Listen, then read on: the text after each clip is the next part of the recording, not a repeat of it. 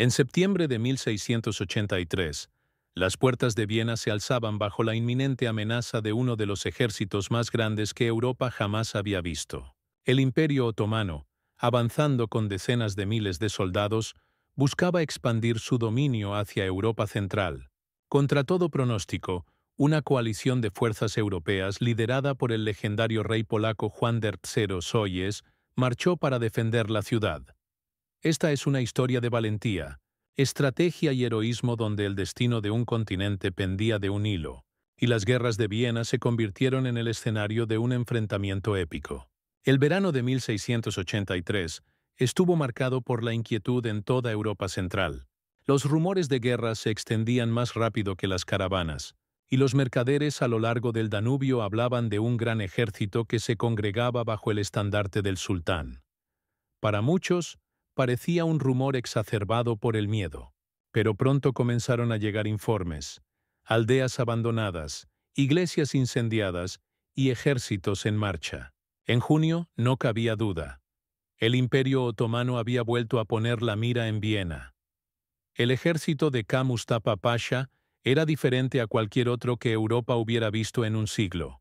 Contaba con quizás 150.000 soldados, aunque los cronistas más tarde inflarían la cifra a casi 300.000. El ejército era vasto y diverso. Genízaros. La infantería de élite del sultán marchaba con la disciplina de veteranos. La caballería sipahi, ataviada con relucientes armaduras, cabalgaba junto a los feroces jinetes tártaros desde las escalinatas. Su reputación de crueldad infundía terror a su paso. Los ingenieros de asedio traían artillería, zapadores y carros cargados de madera para construir terraplenes y trincheras. La magnitud del ejército ralentizó su avance, pero el propósito era claro. Desde Ada, a través de los Balcanes, el ejército avanzó como una marea imparable. Las ciudades que resistieron fueron arrasadas. A las que se rindieron se les perdonó la vida, pero se les obligó a proporcionar hombres y provisiones. En julio, los estandartes otomanos ondeaban cerca de las fronteras de Austria. Viena, la capital de los Habsburgo, no era una ciudad cualquiera. Era una fortaleza rodeada de gruesas murallas, bastiones y murallas. Sin embargo, en su interior, sus defensas eran escasas. El emperador Leopoldo I, temiendo ser capturado, abandonó la ciudad el 7 de julio, huyendo hacia el oeste, a Linz. Muchos nobles lo siguieron, dejando Viena en manos de una guarnición de apenas 15.000 soldados y una milicia ciudadana de unos 5.000 hombres. El mando de la defensa recayó en el conde Ernst Rüdiger von Aremburg, un hombre de voluntad férrea. Con tan solo 36 años, se enfrentaba a una tarea colosal: resistir al ejército más poderoso del mundo hasta que llegaran los refuerzos. Se habían prometido refuerzos del Sacro Imperio Romano Germánico y de Polonia, pero nadie sabía si llegarían a tiempo. El 14 de julio de 1683, la vanguardia otomana apareció ante Viena. Para el 17 de julio, la ciudad estaba rodeada. Las banderas en forma de media luna ondeaban en las colinas y el asedio comenzó en serio. Las tiendas otomanas se extendían kilómetros y kilómetros, convirtiendo las llanuras en una ciudad de seda y lona. En el centro se alzaba el lujoso pabellón del propio Ka Mustafa, un palacio rojo y verde adornado con fuentes y alfombras, un llamativo contraste con las maltrechas murallas de Viena. Karam Mustafa estaba seguro de sí mismo. Creía que Viena caería rápidamente, no por el asalto a sus murallas, sino por el hambre y el miedo. Su ejército cavó trincheras e instaló artillería, bombardeando los bastiones día y noche. Los mineros excavaron túneles bajo las murallas, colocando explosivos para destruir las defensas. La vida en Viena se convirtió en una lucha por la supervivencia.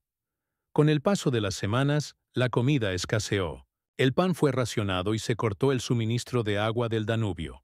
Las enfermedades se propagaron en los barrios hacinados de la ciudad, donde los civiles se refugiaban en iglesias y sótanos durante los bombardeos. Sin embargo, la moral bajo el mando de Starberg se mantuvo firme.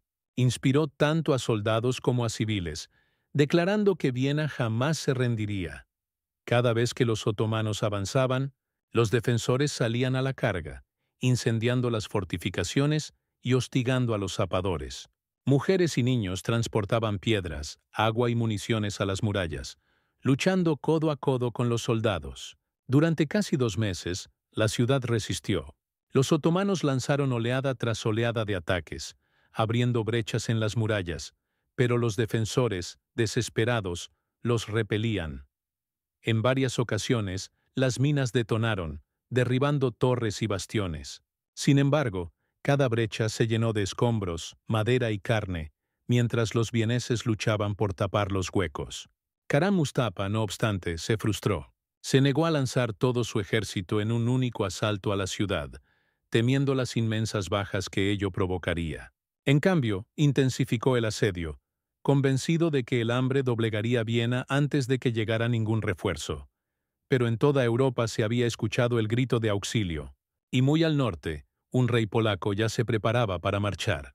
El estruendo de los cañones otomanos resonaba en las murallas de Viena, pero el sonido se extendió mucho más allá de la ciudad. Cada explosión, cada mensaje desesperado que escapaba de la fortaleza sitiada era un grito a la cristiandad. «Ayúdenos, o Europa caerá».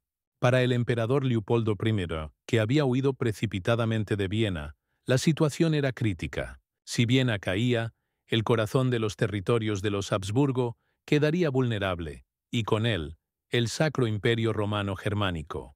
Desde Lince y Passau, envió súplicas desesperadas a príncipes, duques y reyes de toda Europa. Al principio la respuesta fue tibia. Con demasiada frecuencia, la cristiandad no había logrado unirse contra la amenaza otomana, absorta en sus propias rivalidades. Pero en 1683 algo cambió. La primera voz en responder al llamado de Viena no fue la de un rey ni la de un emperador, sino la del Papa Inocencio II. Desde Roma, el pontífice consideró el asedio no solo como una lucha política, sino como una guerra santa. Para él, el avance otomano representaba la mayor amenaza para la cristiandad desde la caída de Constantinopla.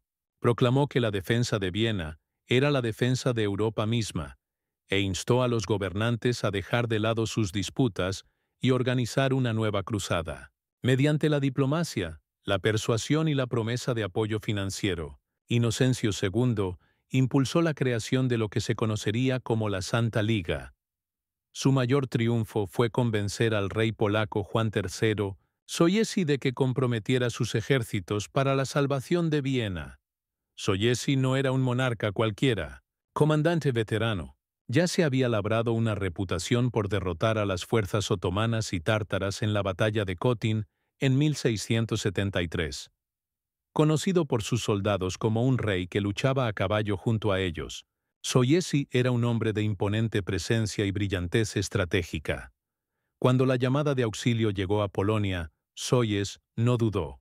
Aunque sus nobles se mostraron cautelosos y muchos temían dejar a Polonia vulnerable, Sobieski declaró: «Salvar Viena es salvar Polonia. Si el enemigo toma esta ciudad, tomará Kiev antes que Varsovia.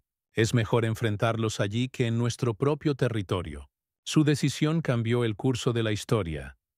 La Santa Liga era frágil, una coalición forjada por necesidad más que por unidad. Junto al ejército polaco de Sobieski llegaron contingentes de Baviera, Sajonia, Franconia y Suabia. El Sacro Imperio Romano Germánico, aunque fragmentado por sus numerosos estados, también aportó fuerzas. Juntos representaban el mosaico de la cristiandad europea, a menudo dividida, pero ahora unida por la amenaza inminente. La coordinación no fue fácil. Viejas rivalidades seguían latentes. Las lenguas chocaban y los comandantes discutían sobre precedentes. Sin embargo, bajo la presión del tiempo y la sombra de la inminente caída de Viena, la alianza se mantuvo. Para el 10 de septiembre, el ejército de Sobieski, compuesto por unos 70.000 hombres, había cruzado el Danubio y ascendido a las colinas que dominaban Viena. Sus fuerzas estaban exhaustas tras una marcha brutal, pero su ánimo se elevó al contemplar la ciudad sitiada y el inmenso campamento otomano que se extendía por las llanuras. El escenario estaba listo. Viena había resistido lo suficiente. Ahora el destino de Europa se decidiría no por murallas, sino por la batalla campal. Al amanecer del 12 de septiembre de 1683, las colinas que rodeaban Viena se llenaron de vida. Los campos y bosques que durante 2 meses habían sido testigos del implacable asedio estaban a punto de presenciar algo aún mayor: la convergencia de dos ejércitos colosales, uno luchando por la conquista y el otro por la supervivencia. La expectación era palpable. En los valles de abajo, las banderas crecientes del Imperio Otomano ondeaban con la brisa matutina, y su vasto campamento se extendía como una segunda ciudad. En las crestas de arriba, las cruces de la cristiandad se alzaban entre los árboles donde el ejército de socorro se preparaba para atacar. La larga noche de asedio había terminado. Había llegado el día de la batalla. El gran visir Kha Mustafa Pasha no dudaba de su inminente victoria. Su ejército era inmenso, quizá de 120.000 hombres, con los aguerridos genízaros como núcleo, apoyados por la caballería sipahi, auxiliares tártaros y contingentes de todo el imperio. Las fortificaciones de asedio ya presionaban contra las maltrechas murallas de Viena. Los defensores estaban al límite. Cuando le llegó la noticia de la llegada de una fuerza de socorro cristiana, se mantuvo imperturbable. Creía que su ejército podía contener Viena y repeler a los recién llegados. Su estrategia consistía en mantener las alturas cercanas a la ciudad y desgastar a sus enemigos en una guerra de desgaste. Pero su confianza lo cegó. Subestimó tanto la determinación de los defensores de Viena como la ferocidad del rey polaco que marchaba para salvarlos. En lo alto de la cresta de Kahrenberg, el rey Juan III Soyes contempló la escena. Debajo de él, la llanura se extendía hasta las murallas de la ciudad, dominadas por el campamento otomano con sus relucientes tiendas y estandartes. Al oeste se alzaba la propia Viena, marcada por las cicatrices y humeante, con sus murallas llenas de cráteres pero aún en pie. Sabies sabía que el tiempo apremiaba. Cada hora suponía el riesgo de la caída de Viena, pero también conocía la importancia de la paciencia. El ejército aliado, polacos, austriacos, bávaros, sajones y otros, necesitaba coordinación, y sus movimientos debían estar cuidadosamente sincronizados. Si atacaban con demasiada precipitación, los otomanos podrían aniquilarlos. Aquella mañana Sobies arengó a sus comandantes. Les recordó que esta no era solo una batalla por Viena, sino por toda la cristiandad. Sus palabras fueron vehementes y firmes. Hoy luchamos no por coronas ni por territorios, sino por nuestra fe, nuestras familias y la supervivencia de Europa. Las tropas rugieron de aprobación y el plan quedó trazado. Los aliados descenderían de las colinas boscosas, atacarían los flancos otomanos y avanzarían hacia la ciudad, mientras el propio Soyes preparaba la mayor carga de caballería que Europa jamás había visto. El campo de batalla era traicionero. Al este, los otomanos se habían atrincherado alrededor de Viena, y sus trincheras y líneas de asedio formaban barreras de tierra y fuego. Al norte, densos bosques cubrían las crestas por las que debía marchar el ejército aliado. El terreno favorecía la defensa, pero Sobieski lo convirtió en su ventaja, ocultando sus movimientos hasta el momento del ataque. Las fuerzas aliadas se extendían en una amplia línea, con casi 70.000 hombres. En el flanco izquierdo se encontraban las tropas imperiales al mando de Carlos del Rein, que avanzaban hacia las defensas septentrionales de Viena. En el centro, contingentes alemanes avanzaban a través de los bosques, enfrentándose a los puestos de avanzada otomanos. En el flanco derecho, ocultos entre las colinas, los soldados polacos mantenían en secreto a sus 20.000 jinetes, esperando el golpe decisivo. Los otomanos, entretanto, salieron a su encuentro. Los genízaros, ataviados con sus altos tocados blancos, avanzaron con disciplina, al son de los tambores y los gritos de guerra.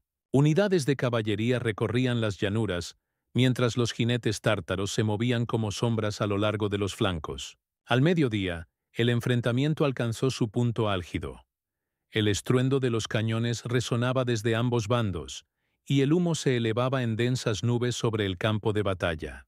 Los mosquetes estallaban en descargas, diezmanando filas de hombres, mientras espadas y hachas chocaban en una brutal melee.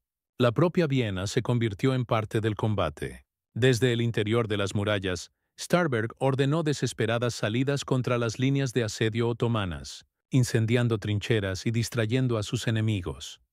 Los defensores, aunque hambrientos y heridos, lucharon con una ferocidad inquebrantable, conscientes de que la salvación estaba cerca. La batalla se prolongó hasta la tarde. Los aliados avanzaron lenta pero firmemente, haciendo retroceder a los otomanos de las crestas. Karam Mustafa, consciente del peligro, lanzó más tropas al fragor de la batalla, decidido a mantener su posición.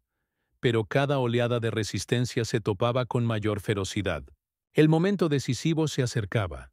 Al atardecer, Soyes vio su oportunidad. Las líneas otomanas, estiradas y maltrechas tras horas de lucha, comenzaban a flaquear. Los jenízaros aún resistían cerca de la ciudad, pero los flancos cedían bajo la presión.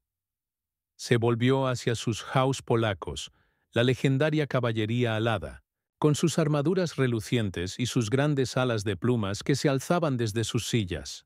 Tras ellos, filas de caballería pesada de toda Europa se preparaban para la carga final.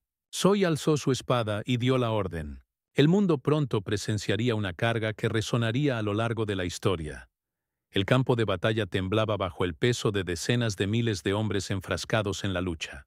Pero al atardecer del 12 de septiembre de 1683, un nuevo sonido comenzó a elevarse por encima del choque del acero y el estruendo de los cañones. No era el rugido de la batalla, sino el galope de los cascos. En las laderas de la colina de Karlenburg, oculta hasta el último momento, la mayor fuerza de caballería de Europa se preparaba para abalanzarse sobre el enemigo. A la cabeza se encontraba el rey Juan III Soyes, el león de Polonia, con la mirada fija en el campamento otomano que se extendía por las llanuras. Había llegado el momento del ataque que decidiría el destino de Viena, y quizá de la propia Europa.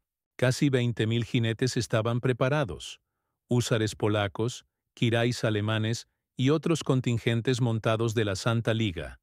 Pero fueron los húsares quienes acapararon todas las miradas. No eran caballería común, ataviados con relucientes armaduras, largas lanzas en ristre y sables al cinto. Los húsares eran un espectáculo a la vez terrible y magnífico. Su rasgo más llamativo eran las grandes estructuras de madera que se alzaban desde sus espaldas, adornadas con plumas de águila que se arqueaban como alas. En el viento, sus lanzas silbaban con un silbido fantasmal, un sonido que aterrorizaba tanto a hombres como a caballos. Para amigos y enemigos, parecían menos soldados y más guerreros descendidos de los cielos. El propio Soy tomó el mando del flanco derecho, colocándose en la punta de la lanza. Pocos reyes en la historia se habrían atrevido a semejante carga, pero Soy no era un rey que se contentara con observar desde la distancia. El campo de batalla había llegado a su punto crítico. La infantería aliada presionaba con fuerza las líneas otomanas, haciéndolas retroceder hacia su campamento. Pero la victoria aún no estaba asegurada. Los jenízaros seguían luchando con ferocidad cerca de las murallas de la ciudad, manteniendo su disciplina incluso cuando la situación se tornaba desfavorable. Soy sabía que un golpe decisivo era necesario para quebrar la voluntad del enemigo. Se volvió hacia sus hombres, alzó su espada y gritó: «En el nombre de Dios y de la Santísima Virgen, cargad sobre Viena, cargad sobre Polonia, cargad sobre la cristiandad». Sonaron las trompetas. La tierra tembló. Comenzó la carga. El estruendo de los cascos resonó por todo el valle mientras la caballería avanzaba. El polvo se alzaba en grandes nubes. La luz del sol centelleaba sobre las armaduras y las lanzas mientras la horda de jinetes aceleraba el paso. Desde las crestas del Kaemberg descendían en oleadas, imparables y furiosos. A la cabeza, Sobieski espoleaba a su caballo al galope, con su estandarte en alto. Los húsares alzaron sus lanzas, batiendo el aire con el silbido de sus alas. Los otomanos alzaron la vista, atónitos. Durante horas habían combatido a la infantería, sin esperar un ataque de caballería de tal magnitud. Los soldados de Karam Mustafa intentaron formar líneas defensivas, pero era demasiado tarde. Cuando los húsares irrumpieron contra ellos, fue como un rayo caído del cielo. La fuerza y el ímpetu de la carga arrasaron las filas otomanas.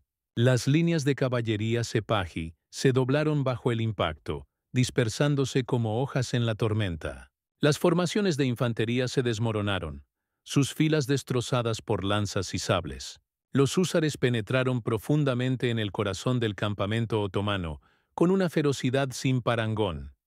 La caballería aliada avanzó, aprovechando la brecha. Jinetes alemanes y austríacos irrumpieron en la refriega, diezmanando a los enemigos y sembrando el pánico.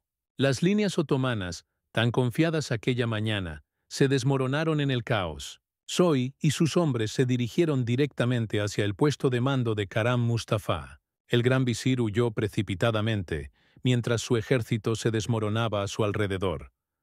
Lo que había comenzado como un asedio triunfal terminó en una debacle. Desde las murallas de la ciudad, los defensores de Viena observaban con asombro. Vieron a los jinetes alados irrumpir en el campamento otomano, mientras el enemigo se dispersaba aterrorizado. Los vítores estallaron entre la maltrecha guarnición al comprender la verdad. Viena se había salvado. Al caer la noche, el otrora poderoso ejército otomano se retiraba en plena huida, abandonando sus cañones, tiendas de campaña y provisiones en una desesperada carrera hacia el este. Su ejército era inmenso, quizá de 120.000 hombres. Con los aguerridos genízaros como núcleo, apoyados por la caballería sipahi, auxiliares tártaros y contingentes de todo el imperio, las fortificaciones de asedio ya presionaban contra las maltrechas murallas de Viena.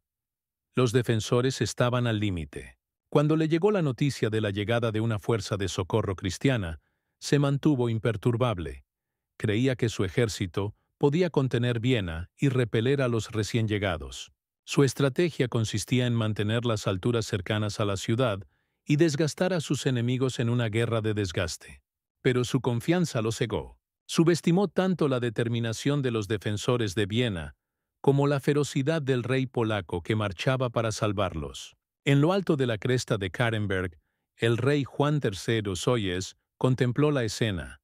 Debajo de él, la llanura se extendía hasta las murallas de la ciudad, dominadas por el campamento otomano con sus relucientes tiendas y estandartes. Al oeste se alzaba la propia Viena, marcada por las cicatrices y humeante, con sus murallas llenas de cráteres, pero aún en pie. Sabies sabía que el tiempo apremiaba. Cada hora suponía el riesgo de la caída de Viena, pero también conocía la importancia de la paciencia. El ejército aliado, polacos, austriacos, bávaros, sajones y otros, necesitaba coordinación, y sus movimientos debían estar cuidadosamente sincronizados. Si atacaban con demasiada precipitación, los otomanos podrían aniquilarlos. Aquella mañana, Sobies arengó a sus comandantes. Les recordó que esta no era solo una batalla por Viena, sino por toda la cristiandad. Sus palabras fueron vehementes y firmes. Hoy luchamos no por coronas ni por territorios, sino por nuestra fe, nuestras familias y la supervivencia de Europa. Las tropas rugieron de aprobación y el plan quedó trazado. Los aliados descenderían de las colinas boscosas, atacarían los flancos otomanos y avanzarían hacia la ciudad, mientras el propio Soyes preparaba la mayor carga de caballería que Europa jamás había visto. El campo de batalla era traicionero. Al este, los otomanos se habían atrincherado alrededor de Viena, y sus trincheras y líneas de asedio formaban barreras de tierra y fuego. Al norte, densos bosques cubrían las crestas por las que debía marchar el ejército aliado. El terreno favorecía la defensa, pero Sobieski lo convirtió en su ventaja, ocultando sus movimientos hasta el momento del ataque. Las fuerzas aliadas se extendían en una amplia línea, con casi 70.000 hombres. En el flanco izquierdo se encontraban las tropas imperiales al mando de Carlos del Rein, que avanzaban hacia las defensas septentrionales de Viena. En el centro, contingentes alemanes avanzaban a través de los bosques, enfrentándose a los puestos de avanzada otomanos. En el flanco derecho, ocultos entre las colinas, los soldados polacos mantenían en secreto a sus 20.000 jinetes, esperando el golpe decisivo. Los otomanos, entretanto, salieron a su encuentro. Los genízaros, ataviados con sus altos tocados blancos, avanzaron con disciplina, al son de los tambores y los gritos de guerra. Unidades de caballería recorrían las llanuras mientras los jinetes tártaros se movían como sombras a lo largo de los flancos. Al mediodía, el enfrentamiento alcanzó su punto álgido. El estruendo de los cañones resonaba desde ambos bandos, y el humo se elevaba en densas nubes sobre el campo de batalla. Los mosquetes estallaban en descargas, diezmanando filas de hombres, mientras espadas y hachas chocaban en una brutal melee. La propia Viena se convirtió en parte del combate. Desde el interior de las murallas, Starberg ordenó desesperadas salidas contra las líneas de asedio otomanas, incendiando trincheras y distrayendo a sus enemigos. Los defensores, aunque hambrientos y heridos, lucharon con una ferocidad inquebrantable, conscientes de que la salvación estaba cerca. La batalla se prolongó hasta la tarde. Los aliados avanzaron lenta pero firmemente, haciendo retroceder a los otomanos de las crestas. Karam Mustafa, consciente del peligro, lanzó más tropas al fragor de la batalla, decidido a mantener su posición. Pero cada oleada de resistencia se topaba con mayor ferocidad. El momento decisivo se acercaba. Al atardecer, Sois vio su oportunidad. Las líneas otomanas, estiradas y maltrechas tras horas de lucha, comenzaban a flaquear. Los genízaros aún resistían cerca de la ciudad, pero los flancos cedían bajo la presión. Se volvió hacia sus Haus polacos, la legendaria caballería alada, con sus armaduras relucientes y sus grandes alas de plumas que se alzaban desde sus sillas. Tras ellos, filas de caballería pesada de toda Europa se preparaban para la carga final. Soy alzó su espada y dio la orden. El mundo pronto presenciaría una carga que resonaría a lo largo de la historia. El campo de batalla temblaba bajo el peso de decenas de miles de hombres enfrascados en la lucha. Pero al atardecer del 12 de septiembre de 1683, un nuevo sonido comenzó a elevarse por encima del choque del acero y el estruendo de los cañones. No era el rugido de la batalla, sino el galope de los cascos. En las laderas de la colina de Karlenburg, oculta hasta el último momento, la mayor fuerza de caballería de Europa se preparaba para abalanzarse sobre el enemigo. A la cabeza se encontraba el rey Juan III Soyes, el león de Polonia, con la mirada fija en el campamento otomano que se extendía por las llanuras. Había llegado el momento del ataque que decidiría el destino de Viena y quizá de la propia Europa. Casi 20.000 jinetes estaban preparados, húsares polacos, kirais alemanes y otros contingentes montados de la Santa Liga, pero fueron los húsares quienes acapararon todas las miradas. No eran caballería común, ataviados con relucientes armaduras, largas lanzas en ristre y sables al cinto. Los húsares eran un espectáculo a la vez terrible y magnífico. Su rasgo más llamativo eran las grandes estructuras de madera que se alzaban desde sus espaldas, adornadas con plumas de águila que se arqueaban como alas. En el viento, sus lanzas silbaban con un silbido fantasmal, un sonido que aterrorizaba tanto a hombres como a caballos. Para amigos y enemigos, parecían menos soldados y más guerreros descendidos de los cielos. El propio Soy tomó el mando del flanco derecho, colocándose en la punta de la lanza. Pocos reyes en la historia se habrían atrevido a semejante carga, pero Soy no era un rey que se contentara con observar desde la distancia. El campo de batalla había llegado a su punto crítico. La infantería aliada presionaba con fuerza las líneas otomanas, haciéndolas retroceder hacia su campamento, pero la victoria aún no estaba asegurada. Los genízaros seguían luchando con ferocidad cerca de las murallas de la ciudad, manteniendo su disciplina incluso cuando la situación se tornaba desfavorable. Soy sabía que un golpe decisivo era necesario para quebrar la voluntad del enemigo. Se volvió hacia sus hombres, alzó su espada y gritó: «En el nombre de Dios y de la Santísima Virgen, cargad sobre Viena, cargad sobre Polonia, cargad sobre la cristiandad». Sonaron las trompetas. La tierra tembló. Comenzó la carga. El estruendo de los cascos resonó por todo el valle mientras la caballería avanzaba. El polvo se alzaba en grandes nubes.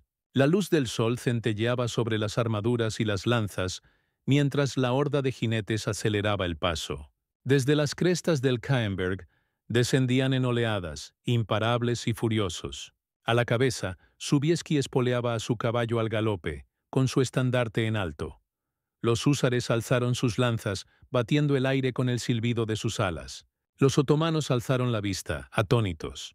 Durante horas habían combatido a la infantería, sin esperar un ataque de caballería de tal magnitud.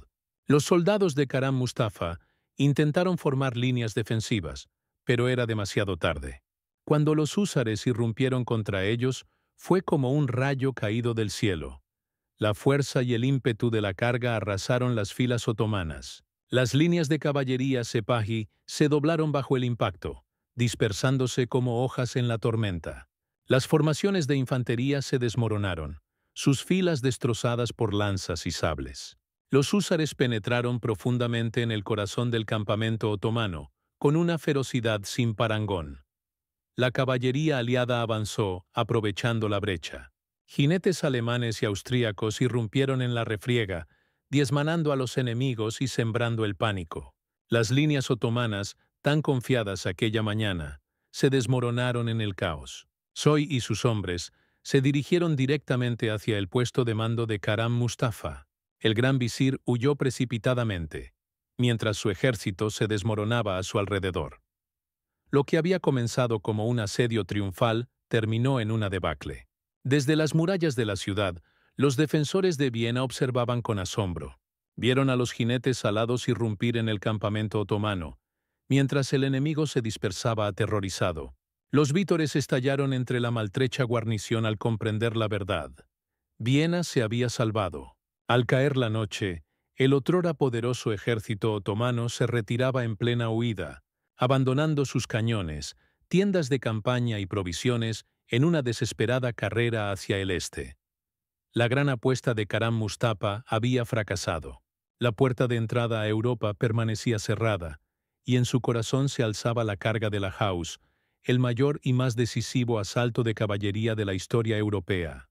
Mientras el sol se ocultaba sobre las llanuras de Vianese, el campo de batalla se había transformado de un escenario de brutales combates en un teatro del caos. El asedio de Viena había terminado, pero las repercusiones de la batalla resonarían durante décadas. Los imperios se transformaron, las alianzas se fortalecieron, y el rumbo de Europa cambió para siempre. Todo gracias al valor de quienes resistieron la marea en Viena. La ciudad de Viena, que una vez tembló bajo la sombra del asedio otomano, ahora respiraba aliviada. Las calles, antaño marcadas por el paso de las tropas enemigas y el estruendo de los cañones de asedio, resonaban con los gritos de victoria de soldados y ciudadanos. La alegría y la gratitud se mezclaban con el cansancio, mientras defensores y aliados celebraban la salvación de la ciudad. El rey Juan III Soyes, el león de Polonia, cabalgaba por las calles de Viena entre multitudes que lo aclamaban. Los soldados de la Santa Liga marcharon en formación, con sus estandartes ondeando al viento, mientras los ciudadanos los colmaban de flores y bendiciones. Las campanas de las iglesias repicaron por toda la ciudad, llamando a los fieles a dar gracias por la milagrosa victoria. Para los vieneses, la celebración fue más que un alivio. Fue un momento de supervivencia ante una adversidad aparentemente insuperable. La amenaza otomana había sido vencida, y las murallas de la ciudad, aunque dañadas por las cicatrices, seguían en pie como símbolos de resistencia. Los húsares polacos fueron el centro de las celebraciones. Los relatos de su intrépida carga desde la colina de Kahlenberg se extendieron rápidamente, convirtiéndolos en figuras legendarias. El propio Soy recibió elogios no solo como un brillante comandante, sino también como símbolo de la unidad cristiana frente al avance otomano. Los líderes aliados fueron reconocidos por su coordinación y valentía, consolidando así los lazos diplomáticos que moldearían el equilibrio de poder en Europa. Se celebraron banquetes, se elevaron oraciones y se entregaron medallas, actos que honraron el valor y el sacrificio de quienes lucharon en el asedio.